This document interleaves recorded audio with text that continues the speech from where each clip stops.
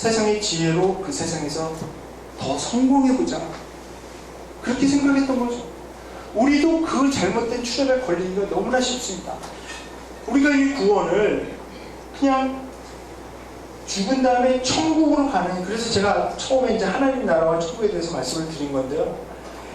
이 천국을 죽어서 가는 좋은 장소로 일단 여기게 되면 그 잘못의 시작이죠. 그렇게 되면 우리 구원도 그렇게 이해하는 거죠.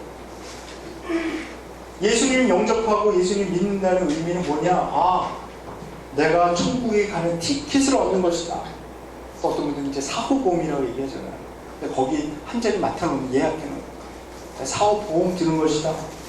이렇게 되면 성경에서 말하는 엄청난 부분을 다 드러내야 합니다. 읽지도 말고 믿지도 말아야죠. 그런데 사도 바울이 내가 빌립보서 2장 12절 13절 뭐라 그래요? 내가 있을 때나 없을 때나 너희가 두렵고 떨림으로 구원을 뭐라고 그랬습니까? 이루라. 아니 이미 예수님 믿고 있는 빌립보 교인들한테 왜 또 구원을 이루라고 얘기하죠? 그리고 빌립보서 1장 6절에 뭐라고 했습니까? 선한 일, 착한 일을 시작하신 이자 그리스도 예수의 날까지 이루실 것을 내가 확신하노라. 이건 또 뭐야? 구원의 문제가 다 끝난 문제라면, 과거의 일이라면 거기서 뭐 완성될 것이다, 이룰 것이다, 이루어야 한다. 왜 필요하죠 그게? 또 사도 바울이 왜 자꾸 나는 뒤에 있는 것은 잊어버리고 나를 부르신 부르심의 상을 향해서 내가 그 목적지를 향해서 뒤에 있는 것 싹 잊어버리고 뛰어간다, 앞으로 달려간다, 왜 이렇게 얘기를 하는 거죠? 만약에 구원의 문제가 과거에 일어난 어떤 한 사건에 의지해서 나의 경험, 내가 예수님 받아들인 거, 내 죄를 고백한 거, 이런 것에 좌우돼서 내가 그때 했으니까 뭐 한 번 받은 구원은 영원히 구원 받는다고 어디서 또 얼핏 들었어요. 그러니까 이게 다 이렇게 조합이 되는 거예요. 그래서 내가 그때 부흥회 가서 내가 손들고 예수님 믿는다고 내가 영접했으니까 한 번 구원 받은 거네. 그러면 내가 무슨 짓을 하고 어떻게 살아도 내 자리는 천국에 예약이 딱 돼 있는, 이런 방식으로 우리가 신앙을 대하다 보면 거기에 틈을 치고 들어오는 게 뭐냐면 바로 번영신앙입니다. 천국의 자리는 나타났는데 그러면 이 중간에 남아있는 시간 뭐 하지? 여기서도 다 누리고 잘 살고 아무 연결점이 없어요. 연결이 되지 않습니다, 이런 신앙에서. 그러나 사도 바울이 여기서 분명히 뭐라고 말씀합니까? 지금 구원을 얻고 있는 우리들에게 하나님의 능력이 된다. 우리 순간순간 삶에서 구원을 경험하는 데 있어서 십자가의 원리가 필요하다는 말씀입니다. 하나님의 능력이 우리들의 매일매일의 삶에서 우리를 도와주셔야 합니다. 왜 그러냐 하면 이 십자가의 원리대로 사는 것이 그렇게 만만치가 않기 때문입니다. 우리가 현재 진행형인 이 구원을 경험하기 위해서는 정말 십자가의 원리에서 나오는 그 하나님의 능력이 우리를 이끌어 주셔야 하고 우리를 도와주셔야 합니다. 그렇지 않으면 이 세상의 지혜, 이 세상의 성공의 논리 너무나 파워풀합니다. 눈만 뜨면 이 사람들이 계속 우리에게 세뇌하죠. 인터넷으로, TV로, 잡지로, 신문으로 세상 돌아가는 일을 보기만 해도 사람들이 우리 계속 이 세상의 원리대로 너희들 살아야지, 이 세상에서 다른 사람들 다 앞서 나가는데 뒤처지는 것처럼 또 그런 거 두려워하는 민족이 우리 민족 아닙니까? 일단 앞서 나가야 되는데, 남들을 한번 가면 더 빨리빨리 가야 되는데, 그러니까 여기에 십자가의 원리가 필요한 거고요.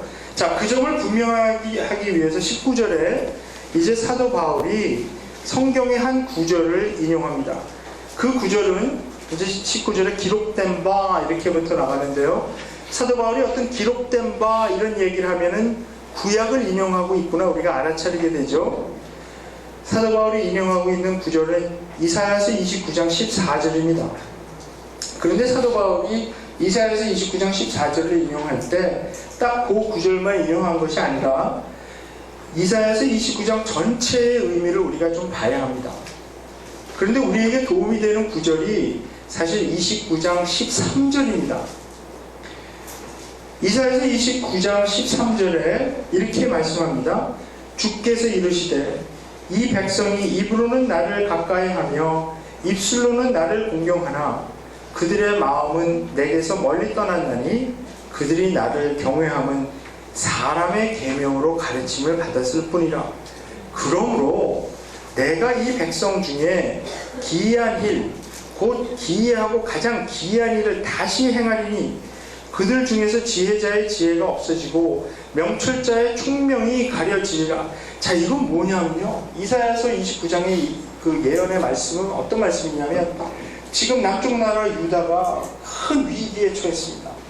이미 북쪽 나라 이스라엘은 아시리아 제국의 침략을 받아서 서기전 721년에 멸망했습니다. 남쪽 나라 이 유다가 남아있는데, 이 남쪽 나라 유다에는 예루살렘이 있습니다. 그리고 그 예루살렘에는 하나님의 집, 성전이 있습니다. 그래서 이 남쪽 나라 유다 사람들은 적어도 하나님이 이 남쪽 나라 유다만큼은 지켜주실 거라고 하는 그런 막연한 확신이 있었습니다. 그런데 또한 자기들이 처해 있는 지금 바빌론 제국이 자꾸 침략을 해가지고 내려오려고 하는데요, 이 사람들이 생각했던 건 뭐냐면, 자기들 밑쪽 남쪽에 있는 이집트 제국하고 군사적 동맹을 맺고 외교적으로 이 문제를 해결할 수 있다라고 믿었습니다. 그랬을 때 하나님이 이사야 선지자를 계속 보내서 그건 방법이 아니다. 먼저 회복해야 할 것은 당신들이, 너희들의 예배다. 성전에서 드리는 예배가 무너져 있다. 지금 모든 희생 제물, 너희들이 바치는 막 절기마다 모여서 드리는 이런 예배, 하나님 지쳤다. 살진 이 짐승들, 이 피들, 이거 나 정말 역겹다. 그래서 하나님이 계속 그 예배, 성전에서 드리는 예배를 회복할 것을 말씀하십니다. 그것을 다시 세워라. 그렇게 성전이 무너지고 예배가 무너진 이유가 뭡니까? 우상 숭배 때문에 그렇습니다. 이들이 너무나 다른 신에게 마음을 뺏기고 있는 거예요. 그 다른 신의 이름은 그냥 뭐 바알이라든지 아세라라든지 그런 고대 근동의 다른 이름을 붙여놓곤 했지만, 사실 바알이 대표하는, 바알과 아세라가 그 나타내고 있는 이 종교, 그 우상 숭배의 정체가 뭡니까? 이것이 번영의 종교입니다. 바알 종교는 번영의 종교예요. 왜냐하면 바알은 우리나라도 여기 지금 가뭄 때문에 힘들다고 하는데, 그 가나안 지방에 살던 사람들이 이 바알이 비를 관장하는 신으로 믿었습니다. 그래서 이 바알에게 잘 보이고 바알한테 항상 이 비를 내리게 해달라고, 농사를 지어야 되니까 그렇게 항상 이제 예배를 드리곤 했는데, 하나님이 왜 여호수아서부터 이렇게 보면 그 가나안 땅에 들어가서는 이 바알 숭배하는 거 근처에도 가지 말고 완전히 그 바알 숭배를 하는 마을이 있으면 싹 쓸어버리고, 왜 그렇게 하셨냐 하면, 이 바알 숭배 사상이 엄청나게 매혹적인 거거든요. 왜냐하면 바알하고 잘 사귀어놓고 비를 정기적으로 이렇게 잘 내려줘서 농사를 잘 지을 수 있다는 얘기는 뭡니까? 재정적으로 안정시켜준다는 거예요. 물질적인 안정입니다. 거기다가 이 바알에게는 파트너가 있어요. 바알은 하늘에 있다라고 그랬는데 아세라는 땅에 있는 여신이죠. 바알이 비를 내려서 땅에 닿으면 새 생명이 돋아난다. 그러니까 이 고대 근동의 그 가나안 사람들은 이것을 어떻게 이해했냐면, 바알과 아세라가 성행위를 한다고 생각합니다. 가뭄은 그럼 뭡니까?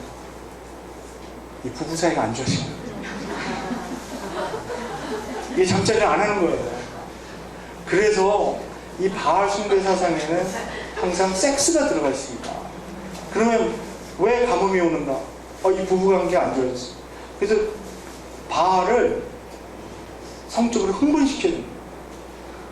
그래서 이 포르노가 여기서 이제 발전한 거예요.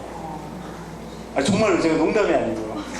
왜냐하면 바알 숭배 사상에서 항상 이 예배를 하루 드리고 끝나는 것이 아니라, 이 뭐 우리나라에서도 얼마 전에 하도 가뭄이니까 뭐 기우제 드렸다 그러잖아요. 그러니까 이 가난한 사람들이 드리는 이 기우제, 비를 원해서 드리는 이 기우제, 바알 숭배 예배의 절정, 마지막 클라이맥스는 뭐냐면 거기 모여서 같이 이 숭배하고 예배 드리던 사람이 혼잡한 난교를 하는 거예요. 온갖 짓들을 하는 겁니다. 지저분한 짓들.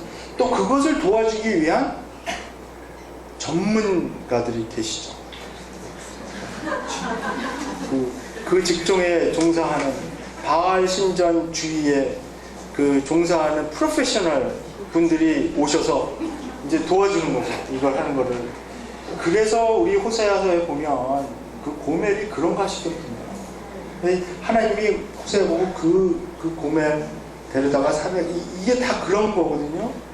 그러니까 뭐냐 하면 사람들이 지금 입으로는 나를 가까이 하고 입술로는 나를 공경한다 그러는데 그들의 마음은 내게서 떠나 있다.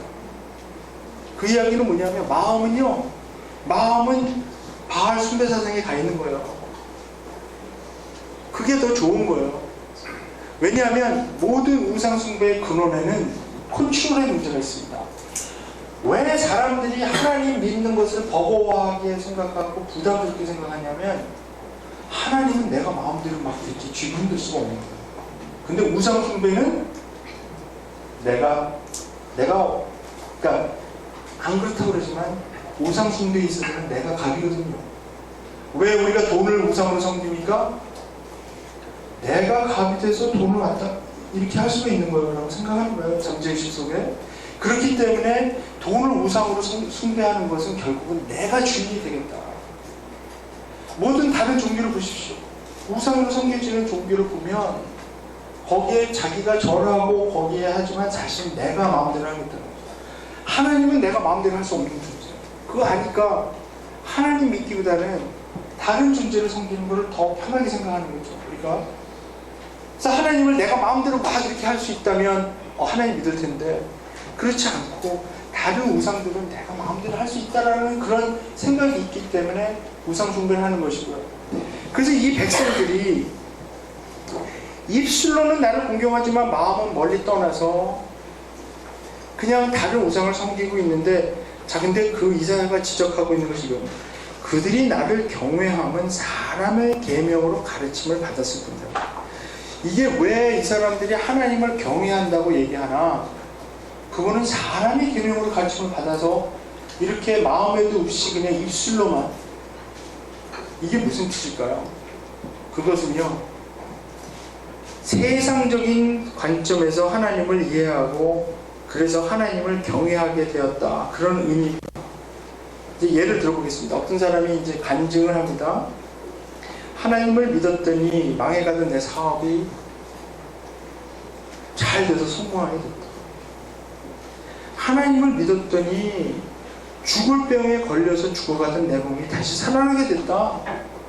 하나님을 믿었더니 말썽 부리던 내 아이가 공부 열심히 하고 착한 아이가 되었다. 이렇게 쭉쭉 나가는 거죠. 그러면 거기까지 듣고 하나님 믿으면 다 저렇게 되나 보지? 간증을 하는 사람도 그렇게 생각하면서 간증을 하겠죠. 그래서 내가 이렇게 이런 간증을 해서 사람이 한 명이라도 하나님 믿겠다 그러면 좋은 거 아닌가? 근데 문제는 그런 간증이 완전히 다 틀렸다는 말씀을 제가 드리는 것이 아니고요. 거기에 정말 중요한 본질이 있습니다. 왜 그렇습니까? 어떤 사람이 불치의 병에 걸렸습니다. 불치의 병에 걸린 100사람이 다 하나님 믿고 의지하면 그 불치의 병에 100사람이 다 남습니까? 아니죠. 물론 하나님께서 뜻이 있으셔서 그 불치의 병을 고쳐주실 수도 있고요, 안 고쳐주실 수도 있는데, 그럼 본질은 뭡니까? 간증하는 사람의 입장에서는 신앙의 고백을 하는 거죠. 안 고쳐주실지라도 내가 하나님 믿겠다. 이게 간증의 내용이 돼야 되는 건 아닙니까? 내 사업이 망해가고 있었는데 정말 생각해보니까 내가 너무 부정한 일도 잘못해서 그래서 하나님을 내가 의지하고 더 신뢰하게 됐다. 그랬는데 망해가던 사업이 100개가 있으면 하나님께 그냥 의지만 하면 그 100개가 다 대박칩니까? 아니죠. 문제는 뭡니까? 본질은 뭡니까? 내가 이 망해가는 사업을 통해서 깨달은 것이 있었는데 내가 하나님을 그동안에 의지하지 못했구나. 의지하지 않았구나. 그래서 자기 죄를 고백하고 하나님을 더 의지하게 되었는데 그래도 하나님이 계속 망하게 하셨다. 그래도 난 하나님을 의지할 거야. 아니 정말 이렇게 되는 거 아니야? 다니엘의 그 세 친구가 어떻게 됩니까? 사자굴에 던져놓고 불구덩이에 던져놨을 때 이 친구들이 뭐라 그럽니까? 우리가 믿는 것은 하나님께서 우리를 이 불구덩이에서 건져주실 능력이 있는 분인 걸 믿는다. 그 다음이 본질이잖아요. 그 다음에 뭐라 그러니까? 그리 아니하실지라. 거기가 본질입니다. 근데 우리는 현상만 보는 거죠. 아, 남이 대박 쳤다 그러니까, 하나님 믿어서 대박 쳤다 그러니까 사실은 하나님에는 관심이 없고 그 대박 친 거에만 관심이 있는 거 아니에요. 여기서 지금 말씀하는 게 그겁니다. 이들이 나를 경외한다 그러는 것은 사람의 계명으로만 가르침을 받았기 때문이다. 그래서 14절에 지금 바울이 인용하고 있는 이 말씀은 뭐냐면, 그래서 이 백성 중에 기이한 일을 다시 행하겠다. 바울은 지금 이것을 어떻게 해석하고 있냐면, 하나님께서 다시 행하신 이 기이하고 기이한 일이 바로 십자가라는 겁니다. 사람들이 도대체 세상의 방법으로는 이해하지 못하는 하나님이 뒤집어 엎는 그런 기이한 일을 다시 행해서 이 백성들의 마음을 돌려놓겠다. 그게 바로 십자가에서 드러난 하나님의 방법이라는 것입니다. 그래서 사도 바울에게 있어서는 이 하나님의 방법, 십자가의 도가 구원을 받는 우리에게는 하나님의 능력이 되는 것입니다. 그래서 하나님께서 이 세상의 지혜를 미련하게 하셨다라고 선언합니다. 이 세상의 지혜로는 하나님을 도저히 알 수 없다. 그러므로 오직 십자가의 도로만 믿는 자들을 구원하시는 것을 기뻐하고 계시다. 정말 하나님의 지혜는 세상의 상식적인 기준으로는 이해될 수 없는 것입니다. 이 본문의 전체 흐름은 뭐냐면요, 하나님의 은혜의 이 모순적인 진리를 강력하게 선포하는 것입니다. 그래서 만약 십자가가 하나님의 구원의 원리라면 이제는 모든 인간 평가의 기준이 뒤집어질 수밖에 없다는 것이죠. 그래서 생각해 보니까 사도 바울이 뭐라고 합니까? 이것들은, 이 십자가는 유대인들이 보기 원했던 표적도 아니다. 유대인들은 표적을 구했지만 십자가를 통해서는 그들이 표적을 찾을 수가 없었어요. 왜 그렇습니까? 이들이 생각했던 표적은 모세가 홍해를 갈라서 그 뒤쫓아오는 바로의 군대를 피해서 탈출할 수 있었던 그 엄청난 기적입니다. 이들이 원했던 것은 다시 한번 그런 기적을, 메시아가 오셔서 그런 기적을 보여주길 원했던 거죠. 근데 십자가를 보니까 그때 모세 때는 엄청난 기적을 통해서 자기 선조들이 탈출했던 그런 기억이 있는데 십자가는 또 그것도 아니에요. 왜 그렇습니까? 십자가에는 유대인과 이방인을 다 포함해서 구원하시는 하나님의 능력이 드러났기 때문입니다. 만약 예수님이 십자가에 그냥 매달려 있지 않으시고 거기서 내려와서 자기를 잡아 죽이려고 하는 로마 병정들과 유대인 그 성전 군대들을 다 물리쳤으면, 그러면 예수님의 구원은 그냥 유대인을 위한 구원으로만 남아있는 것입니다. 그러나 예수님의 방법은 십자가를 통해서 이방인과 유대인 전부를 다 포함해서 구원하는 방법입니다. 또 보니까 헬라인들이 원했던 지혜도 아니라고 지금 말씀합니다. 제가 벌써 말씀을 드렸지만 헬라인들이 추구했던 이 지혜는 세상에서의 성공의 원리입니다. 적용했다 하면 성공하는, 막 대박 터지는 그런 원리가 아니었다는 것입니다. 그러니까 이 십자가에 못 박힌 그리스도는 유대인들에게는 거리끼는 것이고 이방인들에게는 어리석음이다. 유대인들이 보기에는 이 십자가의 원리는 스캔달론, 그러니까 이 거리끼는 것이 스캔달론, 스캔들, 우리 보통 얘기하는 추문, 스캔들 있잖아요. 그 말이에요. 왜 그러냐면 신명기시 21장에 보면 나무에 달린 자는 무엇을 받은 사람입니까? 저주, 하나님의 저주를 받은 사람인데 어떻게 그 나무에 달린 사람이 하나님의 아들이고 우리의 메시아인가? 그러니까 이 사람들이 받아들이기 힘든 거죠. 또 로마 사람들이 이미 말했지만 로마 사람들에게 십자가가 상징하는 것은 말도 안 되는 거죠. 어리석음이죠. 십자가를 통해서 로마 제국이 하려고 했던 것이 무엇입니까? 사람들에게 겁주는 거죠. 만약에 로마 제국에 덤벼들면, 저항하면 당신도 저 십자가에 못 박혀서 처참하게 죽는 저기에 올라가 있을 것이다 라고 협박용으로 쓰는 거죠.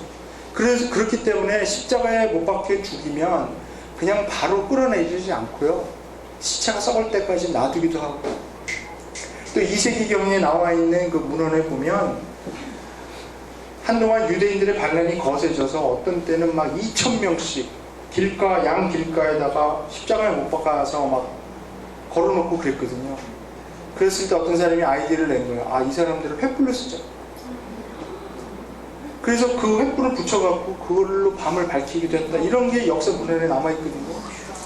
그리고 또 우리들이 알아야 될 것은 뭐냐 하면 이 십자가가 주는 굴욕입니다. 특별히 유대인들에게 이것은 굉장히 효과적이었습니다. 왜 그러냐면 유대인들은 이 수치 굉장히 민감하게, 우리 조선시대에도 이 체면 문화가 있는데 유대인들에게도 이 명예와 수치 문제가 있어요. 이 명예를 잃어버린다는 것은 목숨을 잃는 것보다 더 안 좋은 것입니다. 그렇기 때문에 유대인 남자들은 특히 이 명예를 지켜야 했는데요, 안 하죠.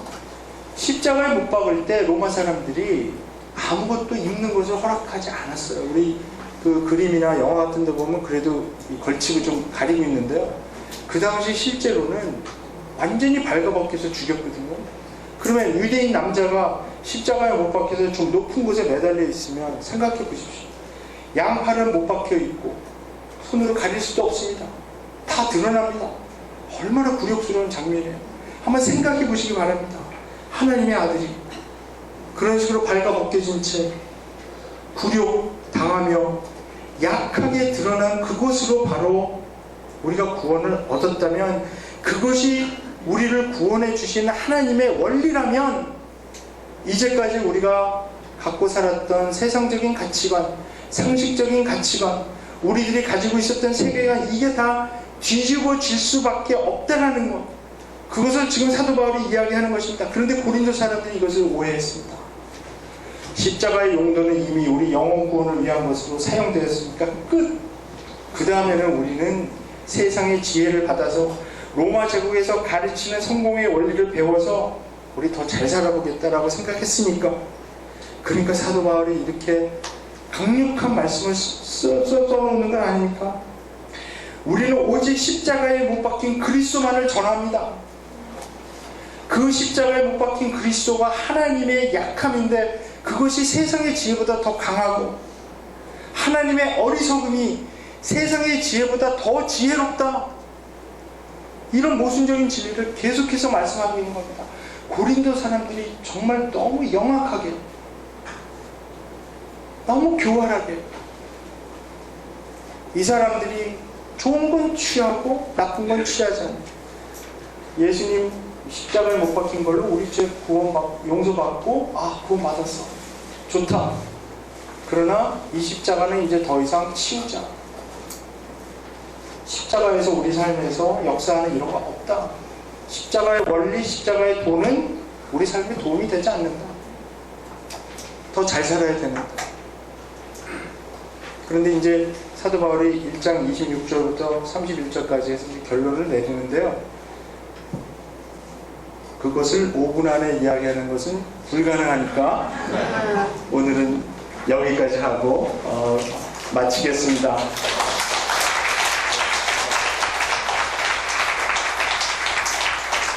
잠깐 기도하고 마치겠습니다. 하나님 아버지, 감사합니다. 십자가에 드러난 하나님의 구원의 원리가 우리의 삶을 살아가는 생활의 방식이 되게 하여 주시옵소서. 예수님의 이름으로 기도합니다.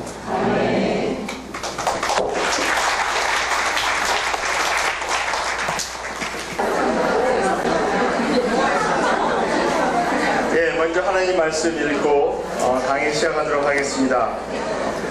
고린도전서 1장 26절부터 31절까지 같이 보겠습니다.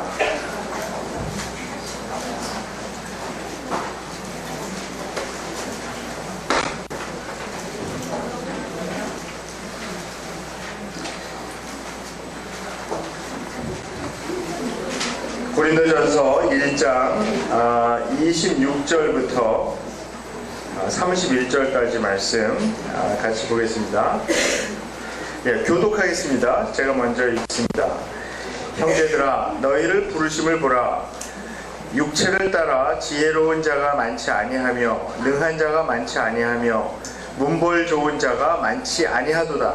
그러나 하나님께서 세상에 미련한 것들을 택하사 지혜 있는 자들을 부끄럽게 하려 하시고 그 세상에 악한 것들을 택하사 강한 것들을 부끄럽게 하려 하시며 하나님께서 세상의 천한 것들과 멸시받는 것들과 없는 것들을 택하사 있는 것들을 패하려 하시나니 이는 아무 육체도 하나님 앞에서 자랑하지 못하게 하려 하시니라. 너희는 하나님으로부터 나와서 그리스도 예수 안에 있고 예수는 하나님으로부터 나와서 우리에게 지혜와 의로움과 거룩함과 구원함이 되셨으니 기록된 바 자랑하는 자는 주 안에서 자랑하라 함과 같게 하려 함이라. 네.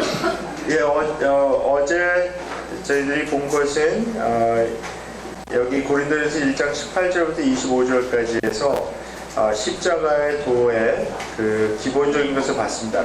그 십자가의 원리가 어떻게 하나님의 능력, 우리를 구원하시는 하나님의 능력이 되는 것을 보았고요. 이제 26절부터는 사도 바울이 그 원리가 어떻게 그 고린도 교회 사람들에게 이미 적용이 되었나 하는 것을 상기시키고 있습니다. 그러니까 26절에 보세요. 맨 처음에 부르심을 받았을 때 이 사람들이 어떤 상태에 있었는가를 생각해 보라는 거죠. 그러니까 여기 육체를 따라 이 말씀은 어떤 말이냐면 인간적으로 보아서 그 전에 하나님께서 이 고린도에 있는 사람들을 예수께로 불러서 구원을 주시기 시작했을 때 그들의 상태가 어땠는가? 그들은 정말 세상적으로 성공한 사람들이었나? 교육을 또 많이 받은 사람이었나? 출신이 좋은 사람들이었나? 세상적으로 보아서 내세울 게 있었던 사람들인가? 자기 자신들 한번 되돌아보라는 거죠. 그랬을 때 사도 바울의 아주 핵심적인 것이 여기 지금 드러나고 있습니다. 이 성경에는 하나님께서 하나님의 백성을 부르시는데 사용하시는 공통적인 방법, 그리고 그 공통적인 흐름이 이렇게 나와 있습니다. 그 흐름이 여기 이제 26절부터 31절에 잘 나와 있는데요. 제가 어저께도 잠깐 언급을 했지만은 이 고린도전서를 보게 되면 1장부터 4장까지 해서 사도 바울이 이 지혜라는 말을 계속 반복해서 사용하는 것을 우리가 볼 수가 있습니다. 이 지혜, 이것은 이제 헬라어로는 소피아인데요.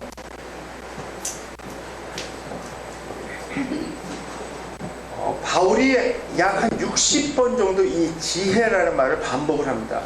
지혜 또는 지혜로운 이 형용사, 이 명사하고 형용사를 계속 반복을 하면서 사용을 하는데요. 그 이유가 뭐냐 하면 이 고린도 사람들이 이 지혜를 좋아했어요. 그래서 원래 이제 철학이라는 말 자체가, 그렇죠, 지혜를 사랑하는 것이죠. 필라소피니까 이 필로스라는 말하고 이 소피아라는 말이 합친 거거든요. 그래서 필라소피 이렇게 되는데 이 뒤에 나오는 이것이 바로 이제 소피아고요. 그래서 필로스라는 것은 사랑한다는 거예요. 그러니까 지혜를 사랑하는 것이 이제 철학인데, 이 고린도 지방에는 특별히 이 지혜를 사용해서 어떤 세상에서 그 잘 나가는 방법을 가르치는 아주 그 당시에 인기가 좋았던 어떤 학파가 있습니다. 그 사람들을 사실 우리말로 번역하면 지혜학파 이렇게 되는데, 그냥 그 영어로 표현하면 sophist 이렇게 됩니다. 이 사람들이 어떤 그 지혜를 사용해서 세상에서 아주 잘 나가는 어떤 그런 원리를 가르치는 사람들인데요. 이 사람들이 집중하고 그 전공했던 것이 뭐냐 하면은 수사학입니다. 근데 이 수사학은 지금은 이제 그 현대 교육에서는 많이 가르치지 않지만 그 당시에서는 아주 중요한 교과 과정 중에 하나 있습니다. 그러니까 먼저 이제 보통 그 아이들이 학교를 가게 되면 세 가지를 배웁니다. 하나는 이제 문법을 배우고요. 그 다음에 이제 수학을 배웁니다. 그래서 이제 그 arithmetic, 그러니까 이 숫자를 다루는 것을 배우고, 그 다음에 나오는 것이 뭐냐면 수사학입니다. 왜냐면 그 당시는 이 말을 조리 있게 잘해서 다른 사람을 설득하는 것이 아주 굉장히 중요한 시대였었고요. 물론 지금도 중요하지만 그 당시에는 더 중요하게 생각해서 이 고대 그 유명한 우리 아리스토텔레스라는 우리 그 철학자가 있죠.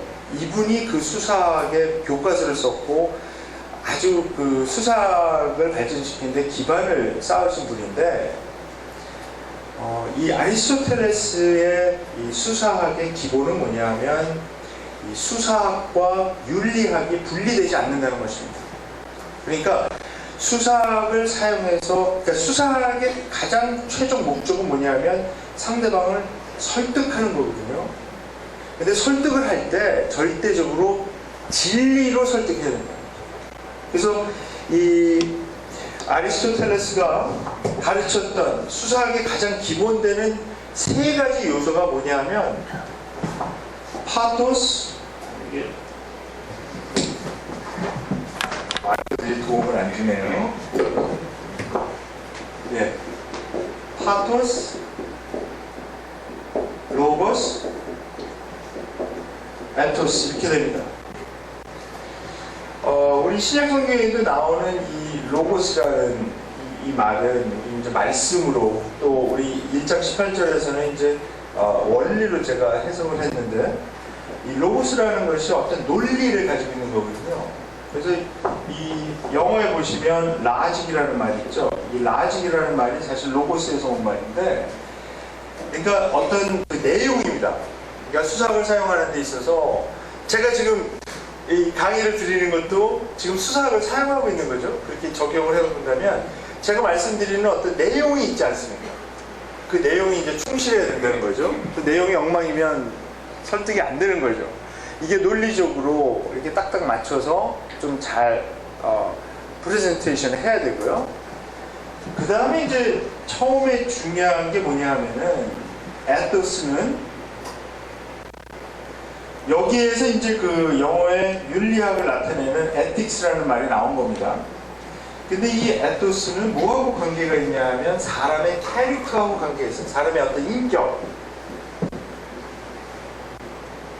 그러니까 내용이 아무리 훌륭하다 하더라도 만약에 여러분이, 제가 와서 이제 이 강의를 하려고 하는데 SNS로 막 문자가 오고 막 그런 거예요.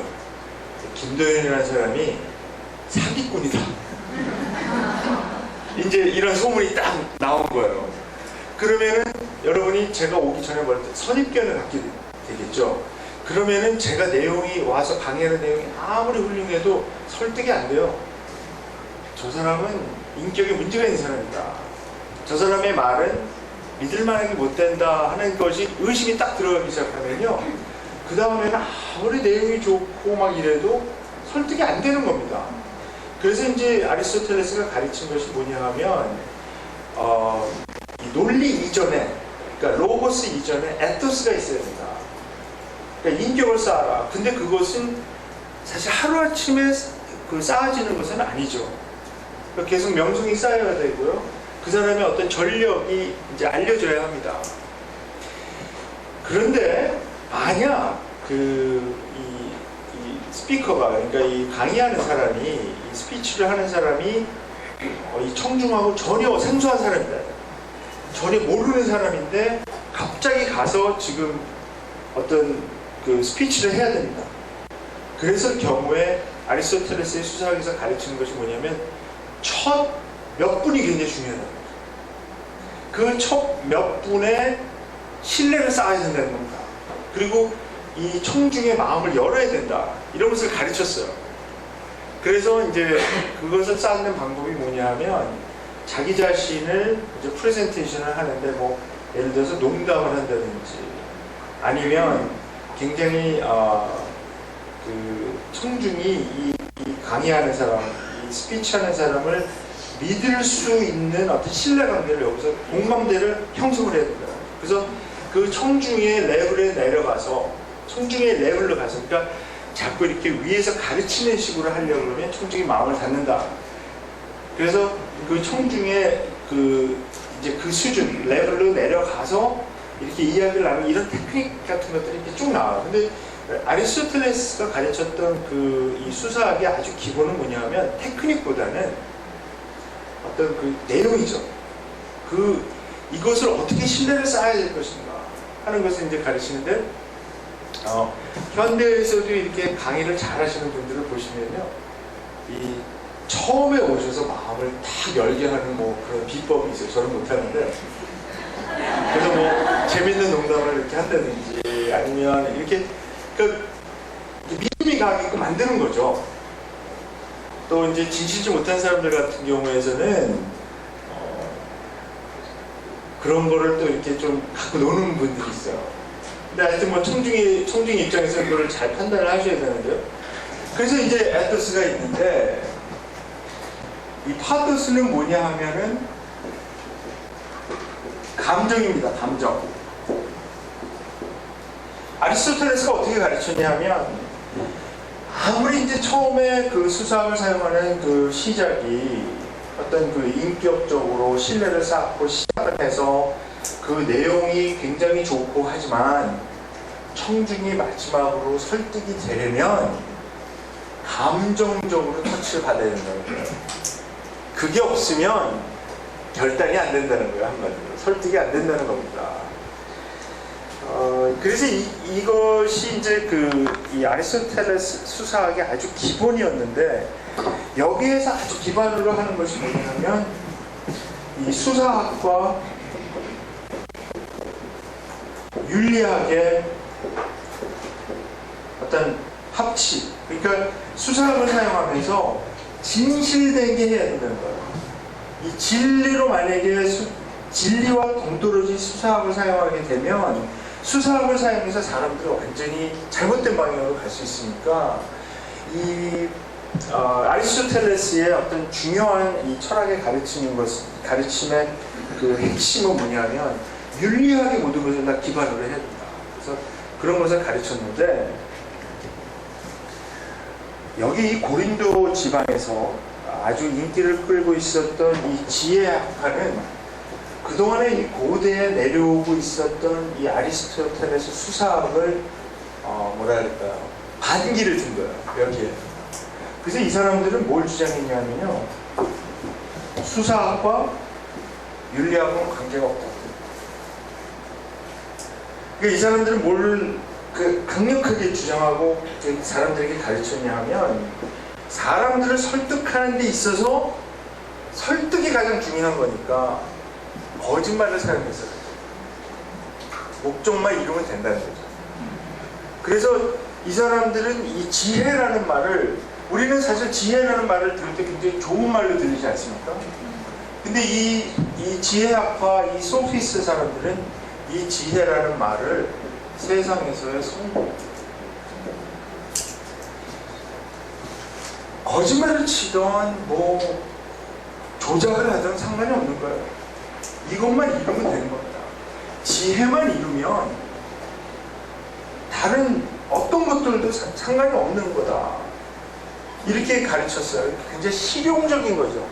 그러니까 목적을 이루기 위해서는 뭐 거짓말을 치던 사람들의 감정을, 그러니까 예를 들어서 이제 아리스토텔레스가 이 감정을 터치를 했는데 이런 걸 가르치지 않았습니까? 이 소피스트들은 이 감정을 어떻게 사람들을 갖고 노는가, 이런 것에 대해서 집중적으로 교육을 합니다. 그래서 내용이 좀 부실하고 좀 인격적으로 신뢰가 안 쌓여도 결국 사람들은 이 감정만 갖고 놀면 넘어간다는 거죠. 그런데 이것을 이 소피스트들이 어디에다 적용을 많이 했냐면 이제 그 당시에 이제 수사학을 사용하는 그 어떤 환경이 세 가지가 있었는데요. 그 중에서 가장 중요한 것이 뭐냐면 법정 수사학입니다. 이 법정에서 그 당시에도 이제 그 배심원이 있는 그 재판을 했거든요. 그 배심원들의 마음을 움직여라. 근데 이 배심원들의 마음을 움직이려면 이 배심원들의 감정을 자극해서 이 사람들을 눈물을 흘리게 하거나 이 사람들의 감동을 줘서 뭉클하게 하거나 이렇게 되면 이 사람들이 넘어간다는 거죠. 증거가 있건 없건 상관이 없고 만약에 필요하다면 증거까지도 조작을 해라. 이런 식으로 나갔어요. 그런데 이 고린도에서 이 사람들이 이렇게 큰 인기를 끌게 된 데에는 실제로 이 지혜학파의 수사학을 사용해 보니까 이게 된다는 겁니다. 그래서 사실 어떻게 보면 이 현대에 가르치는 수사학도 지혜학파의 이 수사학 전통 안에 있습니다. 그래서 역사적으로 이렇게 쭉 오다 보니까 이 수사학이라는 말 자체가 좀 부정적인 의미를 담게 됐어요. 그래서 이제 저희가 보통 얘기할 때 어떤 정치인이 저 사람은 수사학을 사용하고 있다 이렇게 되죠. 그러니까 미국 신문에 예를 들면 어떤 그 대통령 후보가 멋지게 연설을 했습니다. 그러면 그 신문에서 비판적으로 어떻게 얘기하냐면 저 사람이 한 연설은 폴리티컬 레토릭이다 이렇게 얘기합니다. 그러니까 뭐냐면 정치적인 수사를 사용했다는 거죠. 그러니까 대통령 후보가 나와서 사람들에게 표를 얻으려고 사실은 앞으로 지키지도 않을 공약을 막 남발하면서 그렇게 하는 거죠. 여기 한국 상황에서도 그런 거 많이 있었지 않습니까? 그러니까 자기는 지킬 마음도 없고 지킬 어떤 구체적인 내용은 없지만 사람들을 설득하기 위해서 막 공약 남발을 하고 뭐 그렇게 할 것처럼 막 얘기를 했지만 나중에 알고 보니까 그것은 그냥 정치적인 수사였지 이렇게 얘기하지 않습니까? 그 이유가 바로 여기 이 지혜학파에 있는 건데요. 특히 미국에는 이 변호사들을 놓고 하는 농담이 굉장히 많이 있습니다. 왜냐하면 변호사들은 주로 이제 이 로스쿨에서 이 지혜학파의 수사를 배우거든요. 그러니까 변호사가 되거나 검사가 돼서 중요한 게 뭐냐면 배심원이나 아니면 여기 배심원 없이 재판하는 경우는 그 재판관의 마음을 움직여야 되거든요. 그렇게 하기 위해서는 온갖 수단을 다 동원하는 겁니다. 그래서 이 변호사 특권이라는 것이 있죠. 그러니까 자기가 어떤 사람이 이제 살인죄를 저지른 사람이 이제 걸렸는데, 그러니까 검사가 이제 기소를 했는데 이 사람을 지금 자기가 변호를 해야 됩니다. 그런데 그 이제 법정에서 가려지기 전까지 이 사람은 항상 우리가 그러니까 무죄를 이제 기본 그걸 뭐라 그러죠? 무죄 추정주의. 그러니까 이제 법정에서 가려지기 전까지는 아무리 검사가 기소를 했다 해도 일단 무죄인 것으로 추정하고 시작해야 되지 않습니까? 그런데 이 자기가 변호하는 사람이 변호사한테 고백을 하는 거예요. 사실은 저 죽였어요. 이렇게 고백을 하죠. 그러면 이 변호사의 특권은 뭐냐면 그것을 알더라도 문제가 되지 않아요. 그리고 그것을 또 발산하면 또 안 되고요. 변호사가 이 범인, 그 기소당한 사람이 정말 살인을 저지른 것을 알고 있더라도 변호사는 이 사람의 무죄를 입증하기 위해서 끝까지 하는 거예요. 싸우는 거예요. 법정에서요. 자, 그렇게 되면 문제가 뭐냐면 아리스토텔레스의 수사학에서는 그게 용납이 되지 않습니다. 그럼 만약에 변호사가 이 사람이 정말 살인을 저지른 것을 알게 되면 변호를 포기해야 되죠. 그러나 여기 지혜학파의 이 수사학에서는 전혀 상관이 없습니다. 왜냐하면 진리랑은 상관이 없으니까요.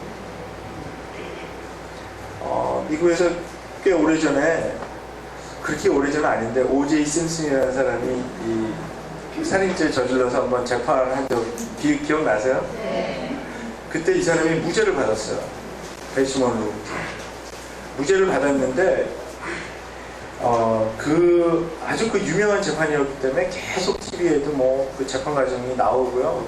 제가 아주 기억이 생생한데, 그때 그 변호사들이 사용했던 방법을 제가 그때 이제 이 수사학을 배우고 있었는데, 제가 무릎을 쳤습니다. 야, 이게 정말 이 사람들이 이 지혜학파의 소피스트의 수사학을 사용하고 있구나. 이 변호사들이 하는 것을 보면 절대적으로 그냥 배심원의 감정만 자꾸 건드려요. 증거는 상관도 없어요. 계속 조작하는 것이 보여요. 그리고 이 배심원들의 마음을 계속 건드리고, 그 배심원을 선정할 때부터 자기들이 유리한 사람만 선정하려고 싸우는 거예요, 검사하고. 그래서 결국은 대부분 이 배심원을 흑인들로 이렇게 해놓고, 맨 마지막에 자기들이 그 변호하는 게 질 것 같으니까 결국 인종차별 받은 것처럼 그걸 들고 났어요. 그래서 이제 영어로 레이스 카드라고 하는데, 이게 마지막으로 쓰면 안 되는 거예요, 이거는. 그러니까 한마디로 한국식으로 얘기하면 우리가 남이가 이런 식으로 되는 거죠. 흑인들한테 그거를 자꾸 주장하는 거예요. 같은 흑인인데 유지해 줄래 너희들? 이런 식으로 해갖고, 누가 봐도 이 사람이 그런 것 같은데, 근데 그 배심원들은 거기에 완전히 걸려 들어간 거예요. 그래서 결국 이제 무죄를 받았잖아요. 자, 제가 왜 이렇게 장황하게 여기를 설명했냐면, 사도 바울이 정말 너무 안타깝게 생각하는 것은 뭐냐 하면, 이 고린도 사람들이 십자가를 바라볼 때 그냥 자기들의 영혼 구원을 위한 방편으로만 생각을 하고, 그 다음 삶을 살아나가는 방법은 이 지혜학파의 방법을 따랐다는 겁니다. 그래서 지혜 얘기를 계속하는 거예요. 그래서 이 소위 지혜롭다 하는 사람들은 그 당시 성공한 사람들입니다. 그 당시 엘리트죠. 그래서 그들은 권력을 휘두를 수 있는 사람들이고요. 자기들이 쌓아온 부와 사회적 지위가 있습니다. 그래서 그 권세와 영향력을 행사하는 사람들이었고, 그러나 사도 바울이 이 본문에서 주장하는 것은, 고린도 교인들 당신들이 하나님의 부르심을 받았을 때의 처지를 생각해보라. 하나님의 이 십자가의 원리는 그렇게 세상에서 성공한 사람들을 부르시는 것이 아니라, 오히려 아무 힘없고 별 출신 배경도 좋지 않고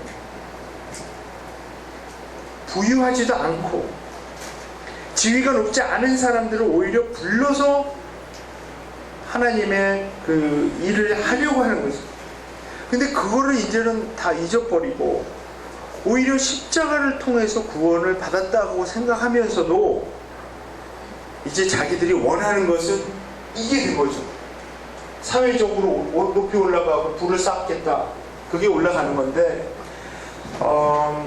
하나님께서 이런 방식으로 여기 이 고린도 오늘 본문 읽은 본문 26절부터 31절에 나와 있는 것을 보면, 하나님께서 문화적이나 또는 사회적으로 엘리트 그룹에 있는 분들, 또 부유한 분들을 사랑하지 않아서가 아니라 오히려 그들을 사랑하시기 때문에 힘없고 낮은 사람들을 택해서 그들로 하여금 다시 한번 이 사회적으로 강한 자들, 사회적으로 높은 자들, 부유한 자들, 이 자들에게 리치아웃하겠다, 이 방법을 쓴 거죠. 그 사도 바울이 주장하는 것이 이런 건데, 고린도 사람들이 지금 오해하고 있는 건 뭐냐 하면, 우리가 전에는 아주 미천한 사람들, 없는 것들, 이게 좀 우리말 번역이 좀 뭐랄까 아주 좀 적나라한 그런 거니, 뭐 미련한 것들, 없는 것들, 낮은 것들 막 이렇게 가잖아요. 옛날에 마치 그 조선시대에서 뭐 이리 오너라 그러면서 너희들 없는 것들, 뭐 미천한 것들 이렇게 얘기하는 것처럼. 근데 너무 사실 적나라하게 이 번역을 했기 때문에 저는 마음에 더 와닿는 것 같아요. 영어로 읽거나 아니면 세번역으로 읽어도 그 정도로 이렇게 강하게 와닿진 않거든요. 근데 여기 보면 뭐 없는 것들, 미련한 것들, 미천한 것들 막 이렇게 얘기를 합니다. 자, 하나님께서 왜 이렇게 하시는 걸까요? 그것은 세상적으로 강하다고 자기가 생각하는 사람들, 세상적으로 높다고 생각하는 사람들이 하나님의 사랑과 은혜를 받을 수 있는 오직 한 가지 방법은 이들이 낮아져야 되기 때문입니다. 강한 자들이 자기가 가진 것과 자기가 이룩한 것들 때문에 자기가 다른 사람들보다 더 위에 있다는 그런 어떤 잘못된 자부심, 교만, 이런 것들을 버릴 때에만 하나님의 사랑을 받아들일 수 있기 때문입니다. 예수님께서 오셔서 계속 부딪힌 사람들이 어떤 사람들입니까? 바리새인들이죠. 바리새인들이 자기들은 율법을 잘 지키기 때문에 영적으로 훌륭하다, 우리는 이미 의의를 가지고 있다라고 생각했기 때문에 이들은 하나님 나라에 들어갈 수 없다, 예수님께서 강력하게 말씀하신 거 아닙니까? 그리고 우리 그 이야기 잘 알죠. 그 젊은 관원, 이 사람이 예수님께 찾아와서 진지하게 묻습니다. 내가 어떻게 하면 영생을 얻을 수 있겠습니까? 그러니까 예수님이 물어봅니다. 그동안 어떻게 살았느냐? 그랬더니 저는 계명을 다 지켰습니다. 10계명 잘 지켰습니다. 이렇게 얘기했습니다. 그러니까 예수님이 딱 요약해서 말씀하시죠. 하나님을 사랑하고 이웃을 사랑하는 것, 이 두 개가 이 율법을 요약한 건데 그렇게 살았느냐 물어보니까 저는 어렸을 때부터 계명을 다 잘 지켰습니다. 그러니까 뭐냐면 이 사람은 충실한 사람이죠. 자기 계명을 다 지켰다고 지금 얘기를 하고 있으니까요. 그런데 예수님이 뭐라 그러십니까? 그런데 가서 내 재산을 가난한 자들에게 다 나눠주고 나를 따르라. 그때 이 사람이 충격을 받은 거예요. 자기는 그 자기 이때까지의 그 재산을 다 갖고 또 율법을 다 지켰으니까 당연히 어떻게 보면 자기는 자격이 있다라고 생각했을 거예요. 근데 이 예수라는 사람이 보니까 굉장히 훌륭하게 보이고 뭔가 있는 것 같으니까 이 사람이 생각했던 것은 뭐냐면요, 자기가 가지고 있는 것을 거기 위에 하나 더 얹겠다는 거예요. 거기 위에 영생을 더 얹겠다는 겁니다. 그런 태도를 가지고, 그런 마음가짐을 가지고서는 예수님께서 말씀하신 것은 뭐냐 하면 절대로 제자가 될 수 없다. 그러니까 먼저 가서 재산을 다 팔아 가난한 자들에게 물려주고 나눠주고 그 다음에 와서 나를 따르라.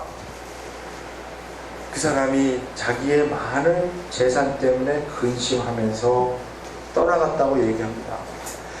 그 다음에 이 사람이 어떻게 됐는지는 성경에 나와 있지 않습니다. 성경에 나와 있지 않다고 해서 그 후대 사람들이 그 궁금증을 그냥 놔뒀을까요? 안 놔뒀겠죠? 그 다음에 외경에 또 여러 전승에 이 사람 얘기가 계속 나옵니다. 계속 나오는데 대부분의 이야기들은, 대부분의 전승들은 이 사람이 끝내 그것을 실행하지 못했다, 그래서 이 사람은 하나님 나라에 들어가지 못했다, 그렇게 나오고 있습니다. 굉장히 현실적인 문제죠. 그 사람들 외에도 신약 성경에 나와 있는 예수님과 이렇게 그 인카운터한 사람들 중에 사실 예수님을 받아들이고 정말 예수님을 쫓아가기로 한 사람들, 그 사람들의 대부분은 누구냐 하면 사실은 버릴 것이 많지 않았던, 버려야 했던 것이 많지 않았던 사람들입니다. 베드로와 안드레 고기 잡고 있다가 예수님이 부르시니까 그 그물을 노아 등처럼 따랐다. 사실은 뭐 인간적으로 보면 이 사람들이 버릴 것이 그렇게 많지 않았다라고 생각이 되지만 사실 그들에게는 그게 전부였거든요. 그래도 그런 아주 재산이 많은 사람들보다는 그냥 자기들이 하고 있었던 그런 직업 이걸 버리고 따랐으니까 그렇게 많지 않았다라고 생각이 되는데요. 그러나 버릴 것이 많았던 사람들에게는 이거는 심각한, 너무나 힘든 문제죠. 포기할 게 많게 되면, 자, 그래서 이런 분들이 하나님의 사랑과 은혜를 받을 수 있는 그런 여건이 좋지 않아요. 그래서 하나님께서는 먼저 버릴 것이 많지 않았던 낮은 곳에 있던 비천한 사람들, 낮은 것들, 없는 것들을 먼저 택하십니다. 그런 다음에 그들을 통해서 있는 것들까지도 참, 예, 그렇죠.